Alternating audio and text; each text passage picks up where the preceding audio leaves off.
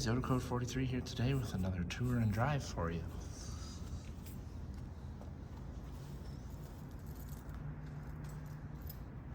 Today I've got the chance to check out this really cool JDM imported 1996 Suzuki Jimny.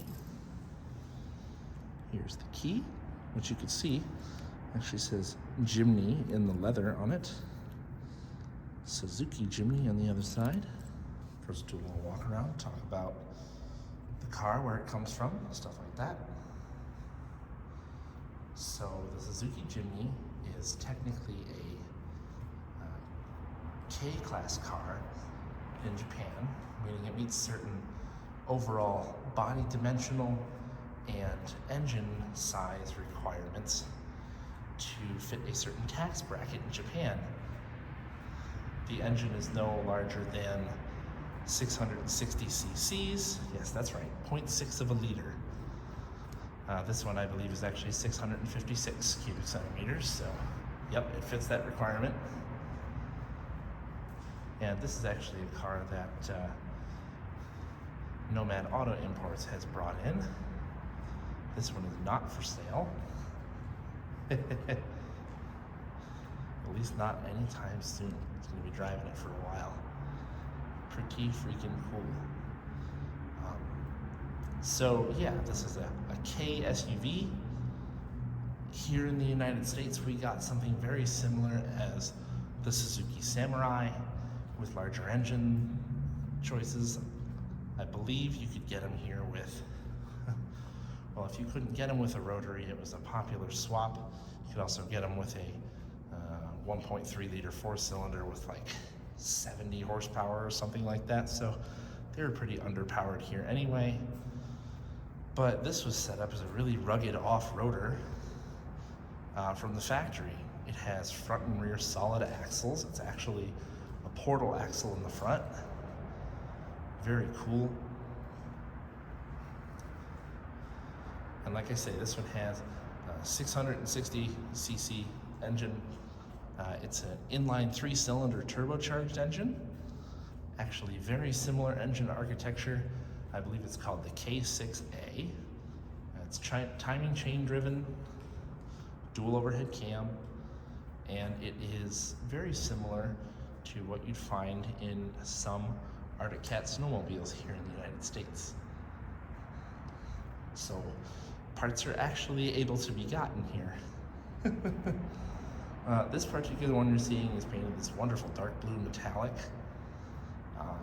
As far as we've understood, it is semi-restored. It's been fitted with aftermarket fender flares, and I was told a 4-inch lift. It has an aftermarket exhaust made by a company called Suzuki. It has some mud flaps by a company called Roadwind. It has Blizzak tires on all 4 corners. Some sort of aftermarket wheel. They look good though. They're on a spacer all the way around. They complement it nicely. They actually make it look a little bit more modern than it is. Like I said, this is a 1996 model year vehicle. Further proof of the turbocharged engine being fitted is this hood scoop, which is functional. It has a top mount intercooler. I'll show you that in a little bit. Up front, single round headlights on either side with basically a factory fitted set of yellow fog lights. Normally it would have an actual full front bumper on it. This one has an aftermarket bar bumper on it. And you can see the red painted disconnectable sway bar down below. You just pull a pin so it can rotate independently, allow you to have more flex off-road on the solid axle, which I can show you very easily. You can see the offset pumpkin to the left up there. This does have a 5-speed manual, and it does have low and high range 4-wheel drive as well as 2-wheel drive, so considered a part-time 4-wheel drive system. It works fantastic. It has manual locking hubs in the front, so when you do put it into 4-wheel drive, you have to rotate the centers counterclockwise to engage them. It's very small. I mean, I can walk around it in no time at all. There's not too much really to cover on the outside. I mean, it's got manual adjusted mirrors, manual locks. It actually has pop-out windows in the back here. You can pop them out from the inside and they'll lift out. I'll show that in a bit here too. I guess we will start in the trunk. And there is a rear wiper with rear defrost and a squirter back here.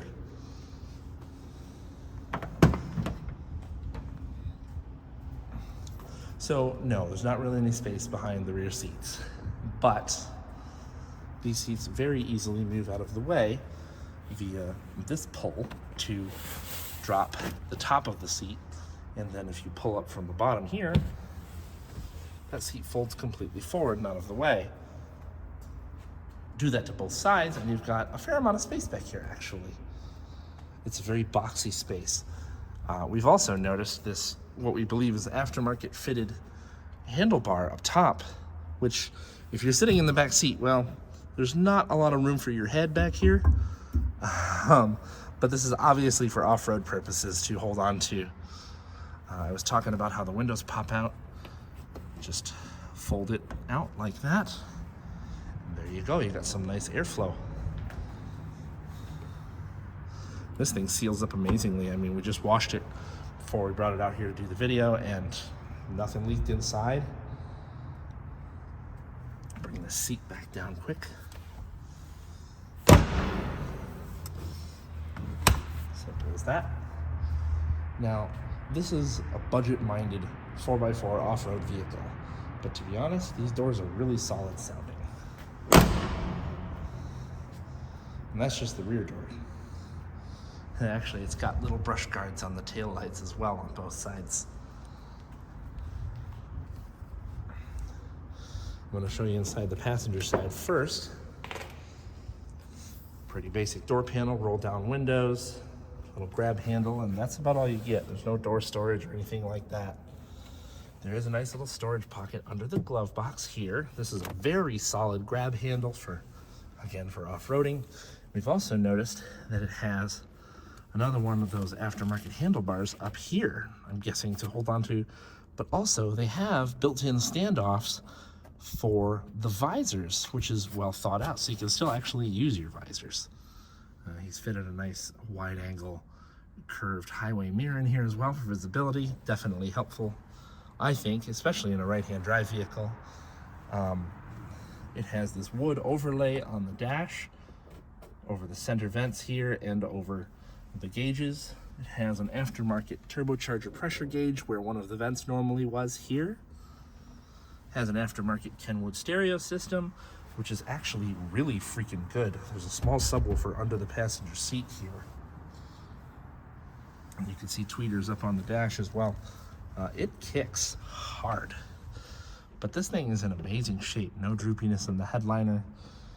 And then these seats are in amazing shape, but also the pattern on them is freaking cool. Very 90s. And then it's just got simple rubber-lined floor mats up front. It's fully carpeted though. And I mentioned this is a 5-speed manual shown here. And then this is your stick for 4-wheel drive. You've got your instruction sheet on how to use that. And to get under the hood, the release is actually hidden inside of the glove box right here for security, because that is lockable. Again, listen to these doors. It's like new. Now this is an extremely low mileage car too. If I recall correctly, something like 78,000 kilometers, so a little under 50,000 actual miles on it since 1996. That's really impressive.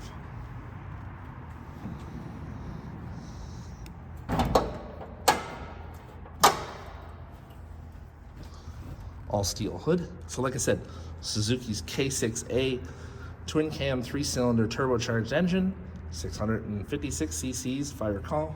Top mount intercooler like I talked about. You can see where the functional hood scoop comes right in. It's a little muddy under here because we were just off-roading this week with this car and with my Land Rover Defender, which you just saw the video come out for recently. Unfortunately, I didn't include any of the off-road footage in that video, but I am going to put together a different video for that little off-road fun session we had. Up here, everything's pretty simple. Everything's really easy to get to. Battery in the corner, airbox on the right. You can get a snorkel put in these as well for, you know, extra water fording ability. This one has a catch can on it as well. Real simple. Your jack for your spares under here as well. And the spare normally would go on the back door, but this one is not fitted with a tire rack. So he's working to get a tire rack for it from Japan in order to have a fifth wheel for, well, mishaps off-road, let's say.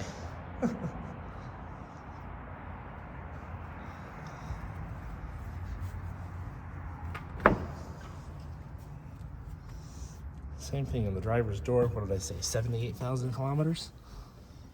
Oh, I was wrong. 76,200 kilometers. So it's even less than I said, like 46,000 miles. And it's actually got this diamond plating at the bottom of the doors to prevent from scuffing the paint on the way in. You have your tire pressures on this little sticker right here in bar, 1.4, 1.8. Yeah, real simple vehicle. It has a Momo aftermarket steering wheel in it. It says Momo at the bottom. You probably can't make it out that well, but there is a little logo here that says Jimny, which is cool. And in typical Japanese car fashion, this is your signal stock and headlight stock on the right side of the steering wheel, and your wipers are controlled on the left.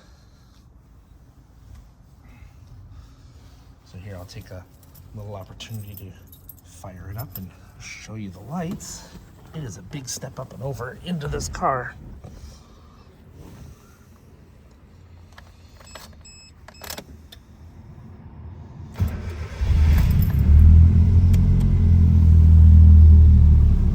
Cool blue backlit gauges.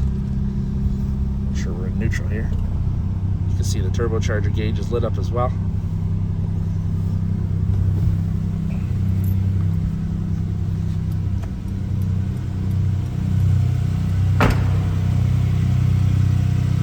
Nice aftermarket smoked repeaters on the side. I forgot to turn on the fog lights. I'll do that on my next lap around.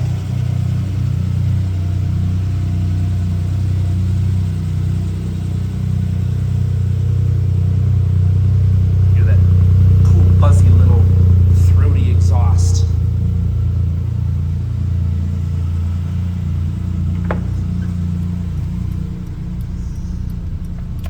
I recall, fog lights are right here. Yes, there you go. Get a power light. And then those are on.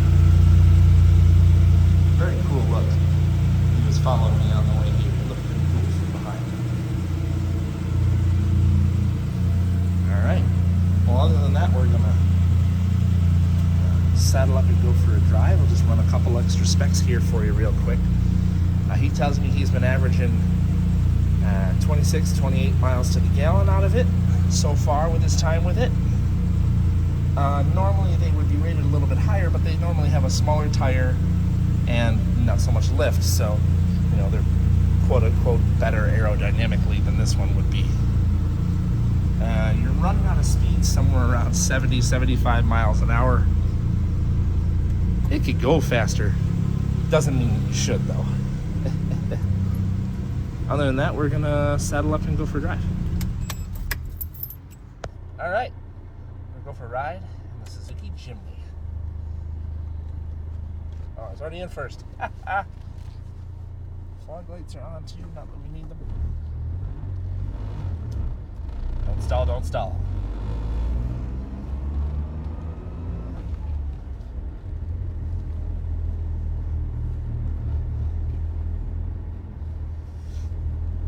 I've actually already driven this thing before, just to kind of, you know, get used to what it was like. I think I drove it on the first day that you had it, and I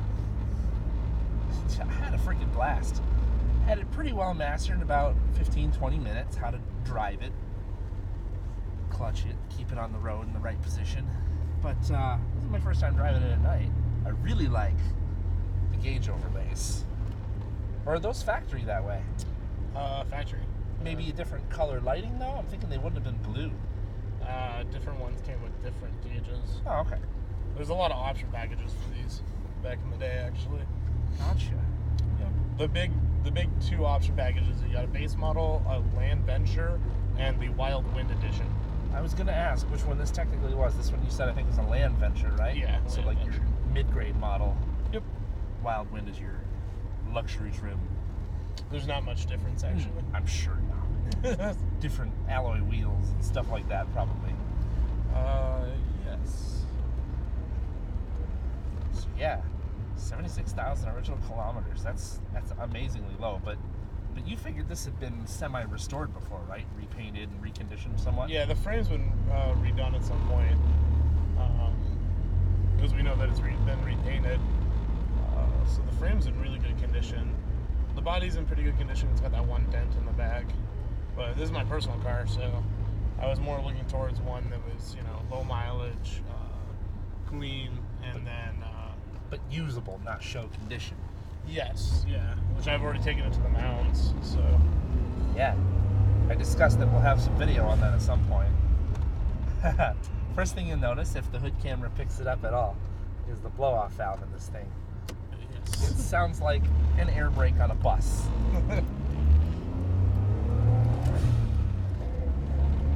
Everywhere you go, you feel like you're driving like a mini semi-truck. And the gear shift and the noise. Oh yeah, it shifts like a truck. I mean, it's a nice transmission, but it shifts like a truck. I realized I never discussed the horsepower and torque, but for this engine should have been 63 horsepower and 75 pound-foot of torque, something like that. Yeah, it's somewhere in that range. I don't remember what the factory is.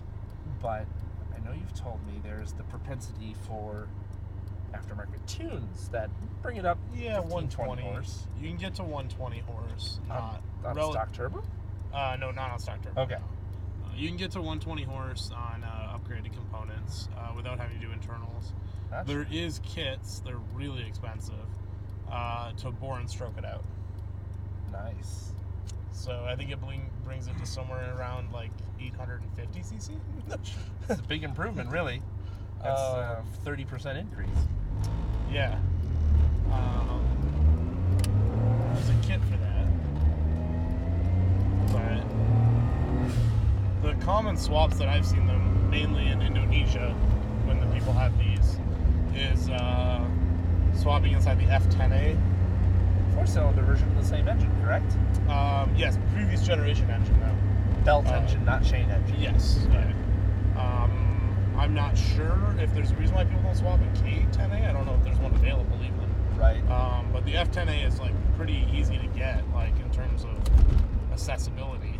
Right. So I think that's why they're more common to swap. But that would be inside a JA12, which is the same generation body as this, but with leaf suspensions. So compared to this is coilover suspension. Full coil, right. Yeah, that's the big difference between the 12 and the 22, JA22W. Which is a better engine for my Skyline, a Gallo 12 or a Gallo 24? So, yeah, the only difference is just the engine belt design, really. They're reliable engines, notoriously really reliable. Oh yeah.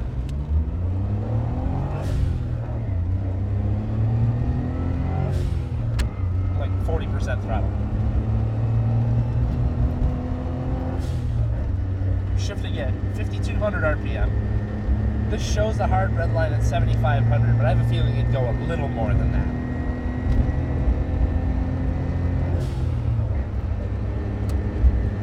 Okay, getting on the highway at 55 miles an hour. So we're in fifth, top gear, two-wheel drive, doing 61, 62 miles an hour at 4,900 RPM. Yeah. It's pretty insanely geared. It's probably what? Maybe a 430 gear, 456, maybe even higher? Not sure. I don't drive highway.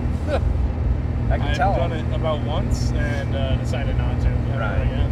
Well, yeah, and I mean, so we're hovering here at 60-ish and showing half a bar, 0.6 bar of boost, just chilling. That's 7 to 8 psi just hanging out at low highway speed. I mean, you would die on any interstate around here doing this. Yeah. So I don't really drive highway. No, but that's not what it's meant for. It's meant to be a runabout. Yeah. And for me, I have, well, hopefully we'll have my other car running. That'll be my like secondary daily. Right. So. Other cool things to mention, I did not mention when I was touring the car, are the graphics on the HVAC system. So when you're switching between like fresh air and recirc air, it doesn't show a picture of a vehicle, it shows a picture of a tank. And the fan speed is not like 1, 2, 3. It's a small star to a large star, and then when it shows the icon for a fan, it's not a fan, it's a propeller for a plane. Pretty interesting stuff. And then showing the direction of the air, it looks like A little soldier. Yeah, I would have said, a soldier, a ninja, something like that. The font they use for the cool and hot text is very, let's call it anime-like. Yeah. It's a fun little car, though. This thing's awesome. I mean, it's a lot of fun to drive. It's very simple to drive. It does pretty good around town. I enjoy it. It handles really well, too, for being so tall and skinny. I think I got my chance to do my pull right here. All right.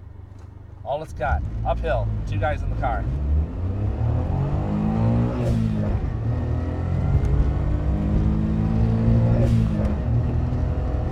There's 40.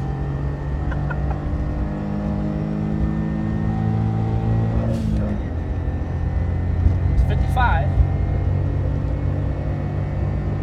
We're deep into 4th. Shifted at 6,500 in 4th at 60 miles an hour into 5th. It's ridiculous.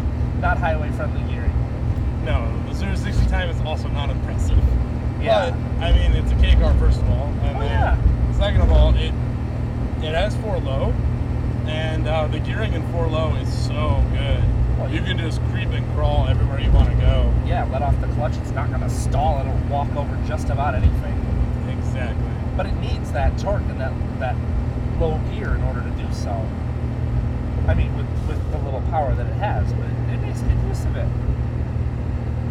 And I mean, as far as actual driving, it rides really well for a short wheelbase, aftermarket lifted off-roader on taller than stock tires. It doesn't buck back and forth unless you hit like the wrong set of whoops or expansion joints. It really rides well.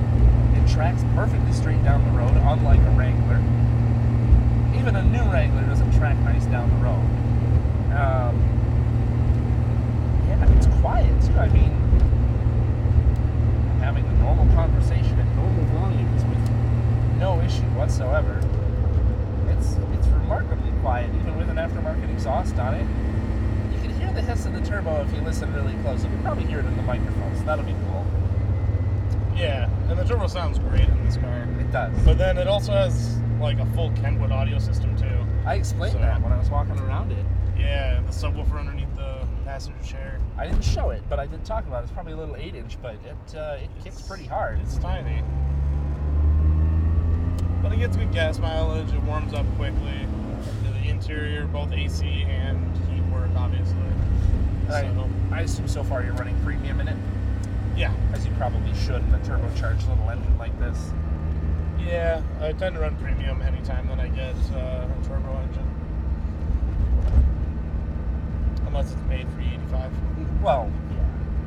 Which cars in Japan are not. No. Not easily accessible there, I'd say. No. Well, I hope you guys enjoyed this little video about the Suzuki Jimny. Like I say, we got a version of it here in North America that was a little wider, called the Suzuki Samurai in this generation. And then we got the Geo Tracker, which was kind of the continuation, kind of not really, but this is cooler. It's got this unique little engine. It's a highly capable little machine, as I've seen firsthand. It's got shockingly good road manners. It gets pretty good mile per gallon considering it's basically a brick driving through the breeze. Yeah, it's got a Jeep-like look. It really does. The power steering also, or if it's not power steering, it's absolutely effortless. If this is manual steering, it's even more impressive because it's not overly assisted. There is feel. You can feel the engine through the steering wheel. And I mean, but it's super light and easy to drive. I mean, total weight of this car is like 2,000. Yeah, like 2,000 Pretty pounds much on the dead dot. on. Yeah. And that's wet weight with all the oil and everything in it. Right. All right. Heavier than a cappuccino by a lot.